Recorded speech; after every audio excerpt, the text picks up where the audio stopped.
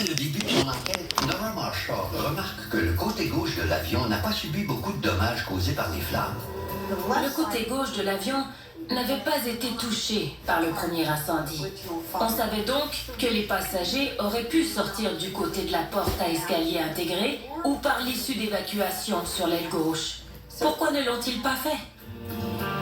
Les rapports d'autopsie des passagers et membres de l'équipage ne font qu'ajouter au mystère. Toutes les victimes ont succombé à l'inhalation de fumée. Aucune lésion physique n'était assez sévère pour causer la mort. Ils n'ont pas souffert de traumatisme contondant.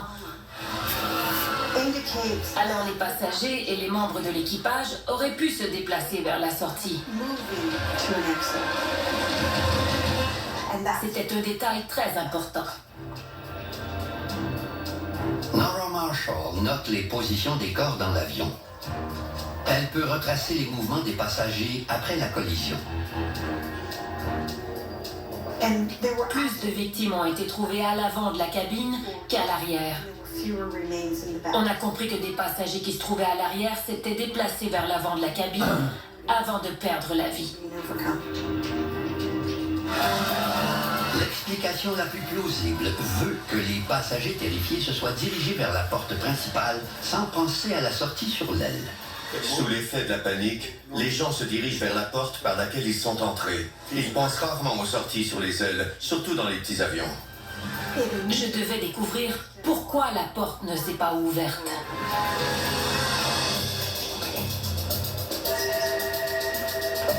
So what position was it in when you first got there?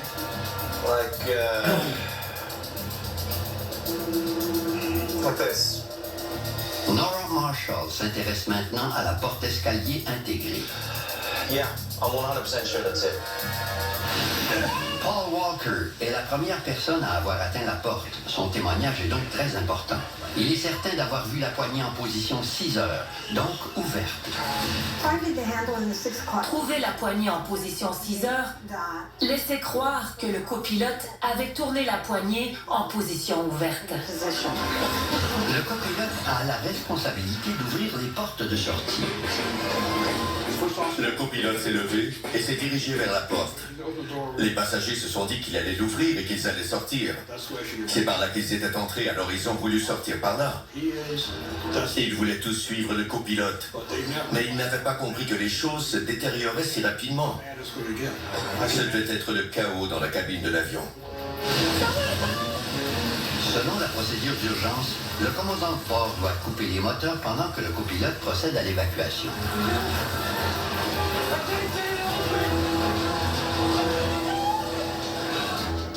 Le corps du copilote Darren McCombs a été trouvé entre la porte principale et la sortie sur l'aile gauche. Pour Nora Marshall, c'est tout à fait normal. Durant leur formation, les membres de l'équipage apprennent qu'on ne doit pas perdre beaucoup de temps à essayer d'ouvrir une porte coincée. On doit plutôt tenter d'en ouvrir une autre. La position du copilote laisse croire qu'il se dirigeait vers une autre sortie. Mais la chaleur et la fumée étaient trop intenses. Le copilote n'a pas atteint la deuxième sortie. Si la porte principale s'était ouverte, tous les passagers auraient peut-être pu sortir de l'avion. 12 filles auraient été sauvées si la porte s'était ouverte. Ils ont survécu à l'accident, mais ils n'ont pas pu sortir. C'est terrible, vraiment terrible.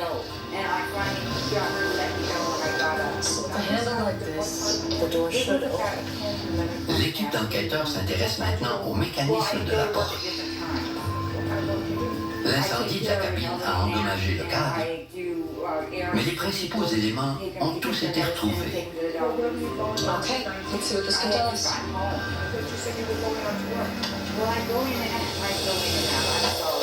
Le mécanisme de verrouillage est simple.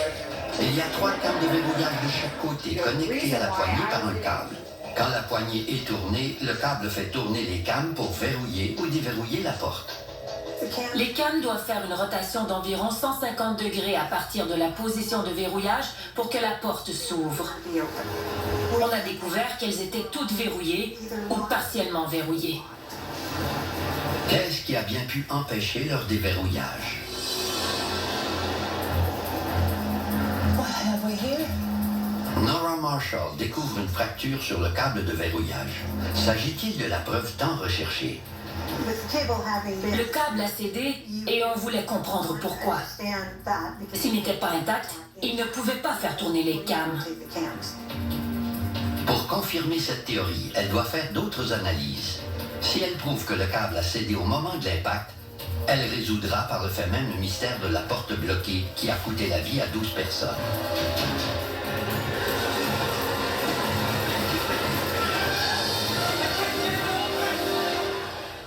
Disney Plus et Crave. Regroupez-les à partir de seulement 15,75 par Lâchement du câble.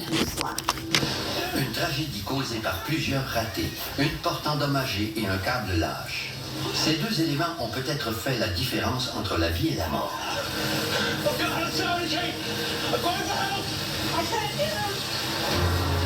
S'il avait eu plus de temps, le copilote Darren McCombs aurait peut-être atteint l'issue sur l'aile et sauvé la vie des passagers. Dans la plupart des accidents, les gens sont si gravement blessés qu'ils ne peuvent pas sortir de l'avion. Mais dans ce cas-ci, ils ont tous survécu à l'accident. Et ils auraient pu sortir s'ils avaient eu plus de temps. Mais les portes n'auraient jamais posé problème s'il n'y avait pas eu d'accident.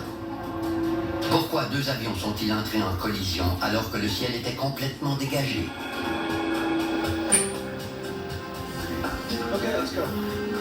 Il n'y avait pas d'enregistreur de conversation de poste de pilotage dans le King Air. Ils ne sont pas obligatoires dans les petits avions. Les enquêteurs espèrent que l'enregistreur du vol 5925 leur fournira toutes les réponses manquantes. What's the winds down there? Oh, that's First Officer McCombs. Winds are 060 at 12 miles. Stop. And that's Captain Gaki. Avoir les enregistrements audio était très important. On a pu comprendre ce qui s'était passé dans le poste de pilotage. On avait besoin de tout ça pour établir la chronologie des événements. About 30 miles north of the field, feedback from landing runway 13 Quincy. So far, so good?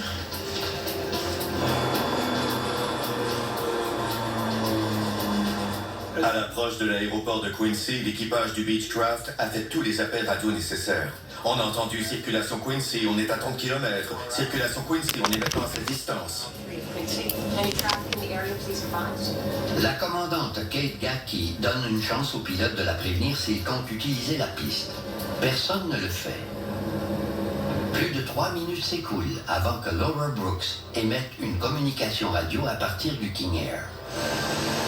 King Air 1127, Delta's taxiing out. Take off on runway 4. Sounds like the students handling the radio calls. They're using 4. Stop. See, that tells me they heard the King Air. They know who's approaching the runway and they're watching for him. Kate Gacki a fait tous les appels nécessaires, mais on ne sait toujours pas si l'équipage du King Air les a entendus. We'll be inbound to enter on the left base for runway 13 at Quincy. Any other traffic, please advise. No response? Where's the King Air? Il s'écoule plus de 2 minutes avant que Laura Brooks effectue sa deuxième et dernière transmission. King Air 1127 holding short of runway 4, taking the runway for departure. Moins d'1 minute avant l'atterrissage du vol 5925, le King Air attend toujours à l'écart. La commandante de bord, Kate Gacki, vérifie si l'équipage compte bien rester à l'écart pendant qu'elle atterrira sur la piste 1-3. The aircraft can hold a position on runway 4, you guys can clear out. Les enquêteurs sont surpris par la prochaine communication radio. 7646 Juliet, holding for departure on runway 4. Who the hell's answering her? That's not the King Air. Les enquêteurs sont estomaqués. L'appel radio provient d'un deuxième avion qui restait aussi à l'écart sur la piste avant de décoller. Cette petite communication était d'une grande importance pour la suite des choses. Oh yes, I need some help tracking down a pilot who was at Quincy Airport on November 19th. Tom Hotter cherche maintenant un pilote mystère. Il était là quand l'accident s'est produit. Je voulais lui parler pour savoir ce qu'il savait, ce qu'il avait vu et ce qui s'était passé. She knew the King Air was there. She announced her intentions. How did the King Air not get that she was coming into land? King Air 112 127, Delta's taxiing out. Click on runway 4. They're using 4. L'équipage du vol 5925 de United Express connaissait la position du King Air, mais on ne sait pas si l'équipage du King Air a entendu la communication radio de Cape Gatki. Par contre, il aurait dû voir l'avion qui approchait de la piste. La vue des pilotes du King Air a-t-elle été obstruée? Une simulation par ordinateur révèle que des montants dans le pare-brise de l'appareil auraient effectivement pu obstruer la vue du pilote. I think we need to put ourselves in a real plane. Pour s'en assurer, David Ivey veut retourner sur les lieux de l'accident. Il n'y a rien de mieux que de voir de nos propres yeux ce qui s'est passé dans des circonstances les plus semblables possibles à celles de l'accident. David Ivey fait l'expérience dans les deux sièges de la cabine de pilotage du King Air, au même endroit sur la piste 4. Il voit le Beechcraft 1900C qui atterrit avec ses phares d'atterrissage allumés. L'avion a fait un atterrissage en vent arrière. Il a fait un virage à gauche pour entamer son approche finale. On a vérifié si on voyait bien l'avion et ses phares. I can see you. Clear as day. Il était vraiment visible. Notre vue n'était pas obstruée par les montants du pare-brise, que ce soit les montants avant ou arrière. Les appareils qui atterrissent ont toujours la priorité. Il semble donc inconcevable qu'un pilote décide de rouler sur une piste qui croise celle sur laquelle un autre avion effectue son approche finale. On a la responsabilité de regarder dans les deux directions avant d'avancer. On apprend ça aux enfants qui traversent la rue. On regarde des deux côtés. David Ivey tire une conclusion étonnante. Les pilotes du King Air n'ont probablement pas vérifié si un avion arrivait sur la piste 1-3 avant de s'avancer sur la piste 4. Les pilotes apprennent le concept de voir et éviter dès le début de leur formation. Pourquoi n'ont-ils pas vérifié?